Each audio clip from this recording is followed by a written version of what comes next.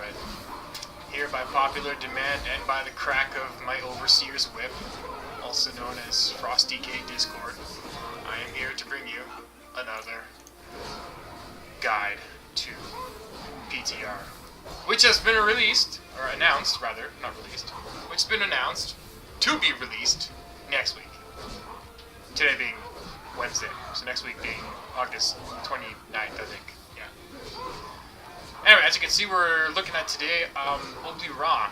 So you have Runic Attenuation, Murderous Efficiency, Ice Cap. The next two tiers don't necessarily matter.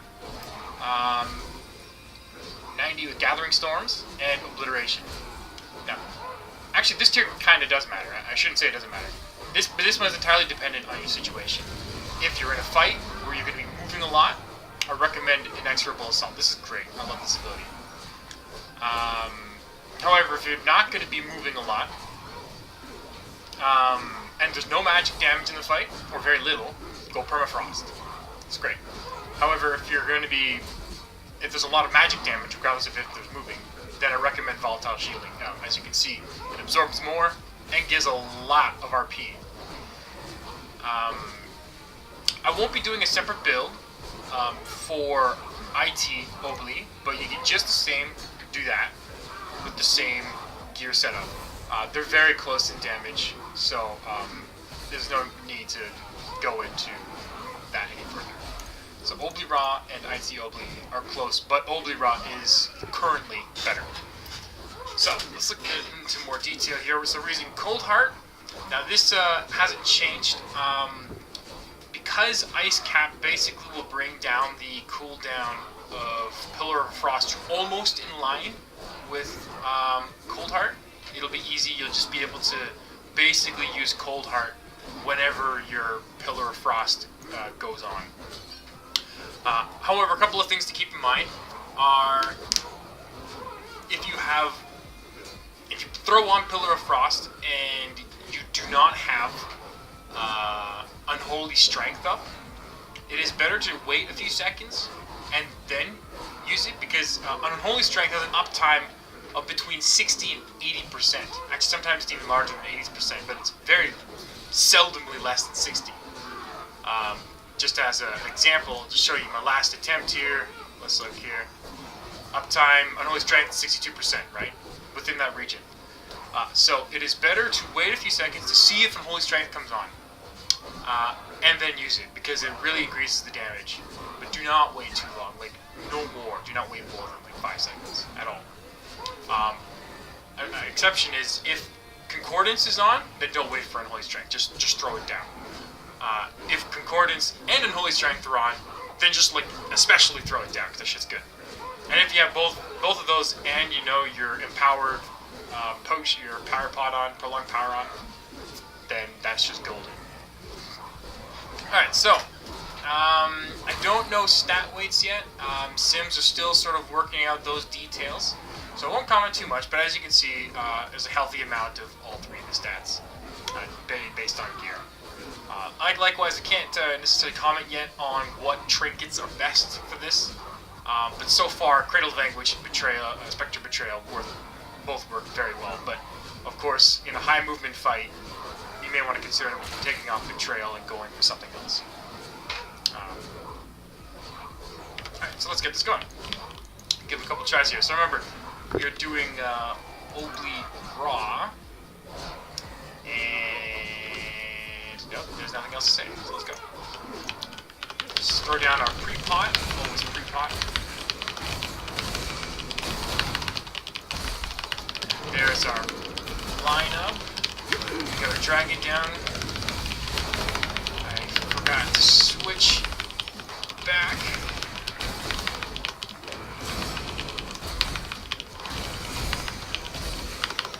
That is off, so I'm gonna hold that.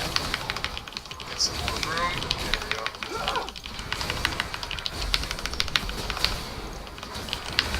There we go.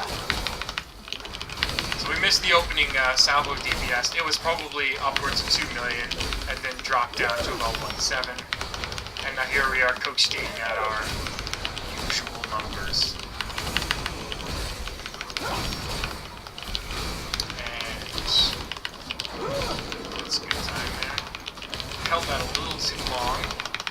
that's okay. Definitely don't want to delay too long on using Cold Heart. Use that as soon as possible.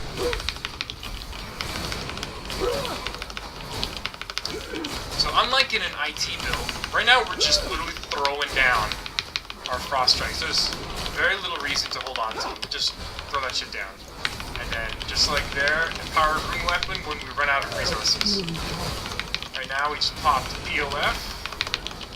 We got there, 20 stacks, bam. And Holy Strength, that's good stuff. And that's better. Now if this were an IT build, you will want to not spend your resources as I'm doing. You'll want to hold them, your runic power, and you'll want to make sure that you always have a good amount of runic power to always have your IT buff on. At the end of this attempt, I'll show you a preview of what you do with IT. There we go, POF is on, look, we got concordance there. As soon as, oh, look, triple buff, bam, 7.3 mil. Can't ask for more. So we're at 2 minutes here, I'm gonna throw down Bloodlust soon. I like throwing down Bloodlust in about 3 minutes to do those mid-fight Bloodlusts. We can always do, you know, Bloodlust on pull, but I think it's more realistic to have,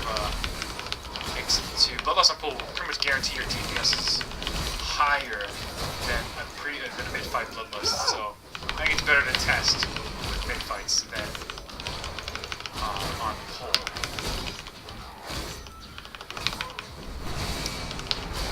Just coasting here. So, we're going to throw down our pot now because we're right about to use chains there, just like that. We got Obliteration is coming off very shortly, so it'll be within the prolonged power time. And go.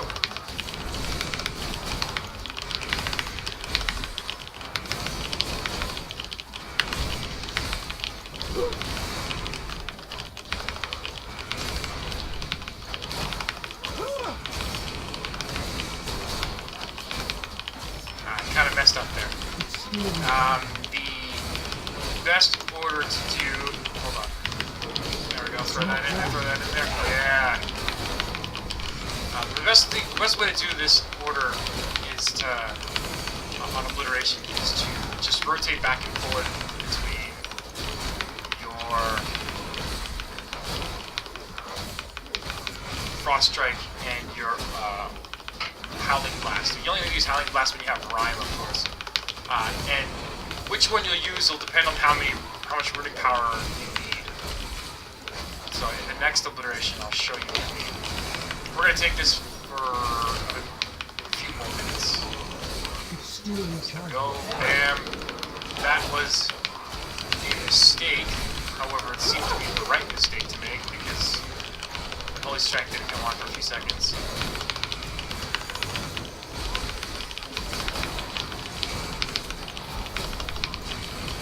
Alright, so here we got Obliteration coming up, and we'll see exactly how to do it. So actually, in a moment, like just like that there, I should have thrown down ERW. That's here, right, there we go. So now we got nothing, so we use Frost Strike. We have lots needed, so you go HP, back and forward. No Rhyme, so back to that one. Rhyme, back to that one. There we go. In a better circumstance, you'll want to have Pillar of Frost on at the same time as Obliteration. That I just didn't bother waiting there because this is not a test. I'm just showing you kind of how it goes. Right, so there we go. So you can see, because we didn't have Pillar of Frost on for a few of those Obliteration attempts, our damage came out as minimum at 1.15. Yeah, but that's not awful. It's not good. It's not awful though. So let's look at the damage here. So, what the hell back up there? So you see Frost Strike is performing quite well. Crit is about on right. Obliteration a little low. Come on. Howling Blast. You gotta love those Howling Blast. Oops, sorry about the mic there. You love those Howling Blast crits. Very nice stuff.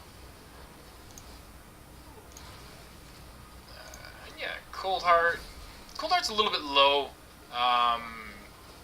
Normally your Cold Heart should be about 35 million, so that's probably as a result of me mistiming a few of them, delaying a little bit, so that's quite alright though. This is Remorseless Winter. It's pretty on average there. It's always good to look at your Frost Breath, right? This sometimes can inflate your numbers. You know, if both of these crit, you know, my DPS would be 1.16 like, alone, just from the double crits, right? Depending on what happens. But here we have a low normal breath and a pretty medium one. A good normal Frost Breath would be like 4.5 million, sometimes even 5 million, right? And that's when you know you really landed those Sindragosa's Furies at the right time. So Sindragosa's Fury, just like Cold Heart, is best used with your buffs on. So if you can get weak auras or something that can watch the buffs for you, so you know when to use, that's best. So look here. So Unholy Strength, 71% uptime. That's good. That's middle of the pack there. Remember, low end is 60, up end is 80, sometimes even 85. It's absurd when it does that. Toravons and Pillar of Frost, uptime 54. That's a little bit higher than usual. You get about 50%. It is about right. And Concordance is actually extremely low. Concordance should be about 35%. So this time was 28%. So our damage was about 1.15, and we even saw as low as 28% for Concordance. So as you can see, the damage on that build is quite good. And this wasn't a good attempt. That's fine. Alright, and so now, just so that you can see, I'll show you kind of how to roll with IT, if that is your thing. We'll just pop it in and get that here. So, open up like that, throw it down, there we go. Got a double stack, there we go, about 9, wham, 1. So now it's really important that you know what your IT stacks are at while using Obliteration. And so you'll see me sometimes completely disregarding a rhyme proc because I need to keep IT on. Right? So just keep a look at the buff up here, and you can see what I mean. Of course it is top because we don't want to use Obliteration if we're going to lose runic power on it. And we also sometimes have to consider the fact that we will have overpower happen, just like right there, overpower. And if we don't have enough RP, then we lose that. Anyway, we won't do a full attempt here, I just want to show you. And we want to make sure we keep IT on and not let it fall off. Alright. So there you have it. That's the two Obli builds. That's Obli Raw and Obli IT. Both are quite good. I like them. Both using CH-Tor. CH-Tor is very strong. And if you have any questions, at me in Discord or message down below in the comments. And remember, next week we'll have 7.3 coming out into live. So looking forward to that. Alright, take it easy.